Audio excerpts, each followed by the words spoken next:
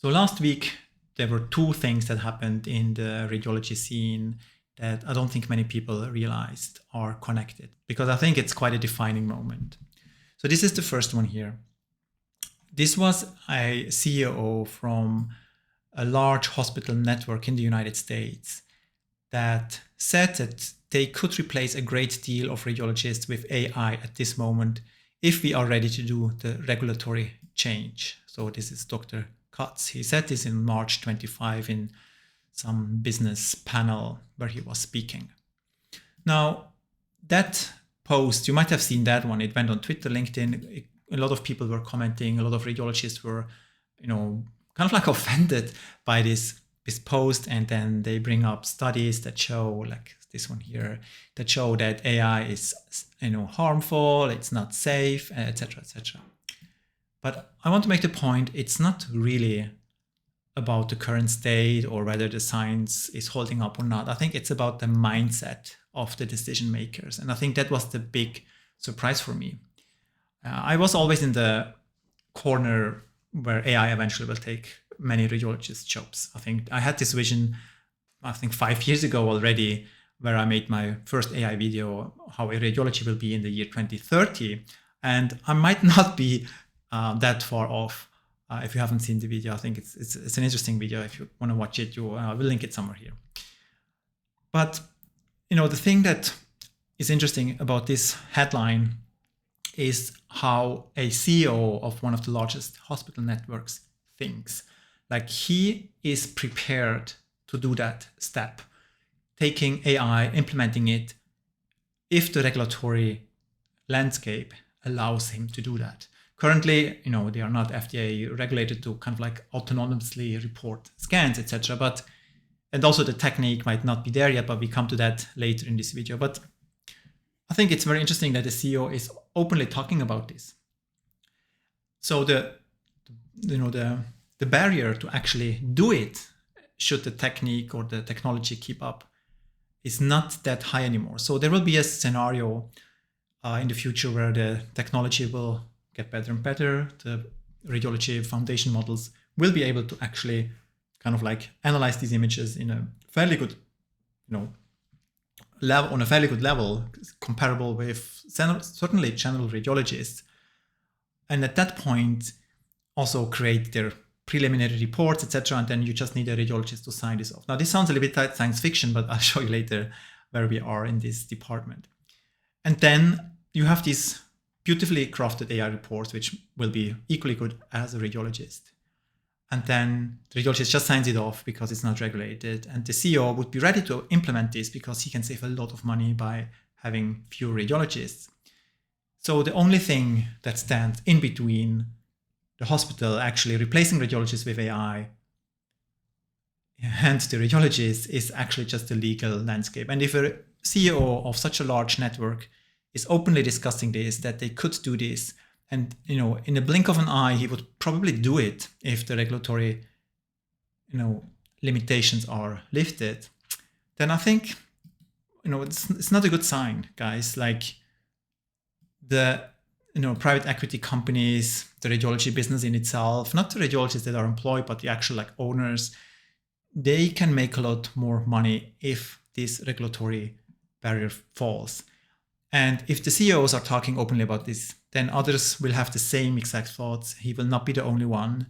And they can certainly push and influence FDA and all the other bodies to a degree where they eventually have to agree that, okay, this is not necessary anymore. The AI is equally good. There will be studies that show that it's actually equally good, or at least not non-inferior.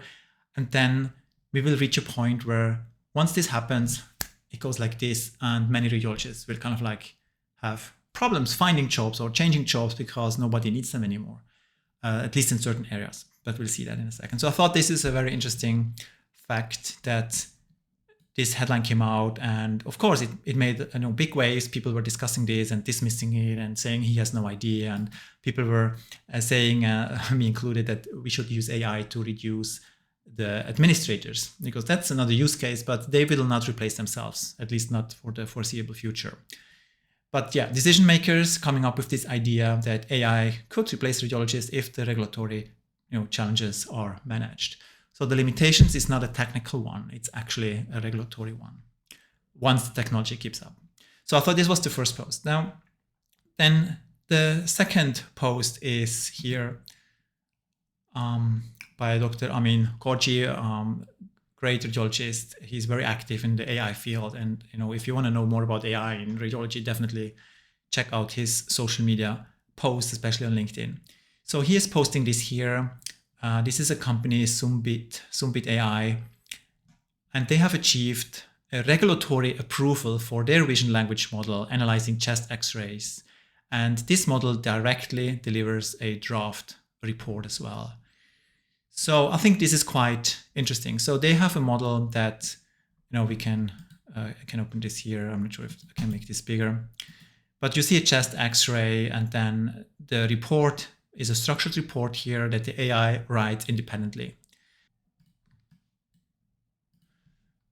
Okay, so now I have uploaded a new image. This is just a JPEG. It's not even a DICOM file. I mean, the finding is obvious, but we still want to see whether the AI gets this right. Let's see. Okay, so it comes right away, pneumothorax right with collapsed right lung. And that's really the finding. It doesn't give any recommendation or anything, but yeah, that's it. I mean, what can you say? The second one will be this one here, generate. Let's see what it comes up with here. No lines, subsegmental, mass-like consolidation, pleura. So it doesn't give any recommendations, but I mean, it gives a report. And I think, of course, you can make changes, etc. But, it's not far off. And I think this is a great example that eventually this is how the future will look like. Okay. So these models will get better and better and better and better, and will get these reports straight away. So there's not even like, any, influence by the radiologist to get this report. Maybe we will then just use voice to make some subtle changes there. Now you see, we have the CEO that mentions, okay, AI could replace many radiologists. We start to see AI companies coming up with solutions that can already create these reports. And once this has been assessed clinically in research studies and is shown to be not inferior to an actual radiologist, it's only the law and the regulations that will limit this. And I'm pretty sure these guys will not hesitate to push for legislation change and FDA changes, and approval changes, whatever. Like, it's going to happen. And it's not, the crazy thing is it's not even ending with x-rays. This was an interesting find here also, XID company by Kirill, a guy I also follow online. And they are creating ready-to-sign CT reports. Now, this sounds like a little bit magic. I haven't checked the actual science or the evidence behind this, but he is showing here that they have a 90% no edit rate. And this is crazy. So 90%, 9 out of 10 scans that gets pushed through this AI get a preliminary, well, all of them. So you put the CT on the system, it gets a preliminary report. And in 9 out of 10 cases, the radiologist doesn't even change anything in that preliminary report for a CT and just sends it out or signs it. That's it. There's only like 1 in 10 cases where the radiologist actually needs to make some changes. And this is ridiculous, guys. If you cannot really connect these dots with the CEO telling us he will be replacing radiologists if regulatory change happens, then we have the companies that are already today in 2026 able to create very, very good preliminary results. And you can see they did some research there as well, which I didn't really check, but reading time goes down. They are trying to use this in real cases. Still only for research at the moment, but this is just a matter of time. And then we have companies that can do the same already for CT. So yeah, I guess that's it. I think we are in for a bleak future. I'm not happy about this. I'm very excited about AI, and I use AI every day in different things. I use vibe coding to create passion projects on the side and everything. And I would probably be the first to try all these things out. But I think we are not really talking enough about what the impact will be on us as a profession.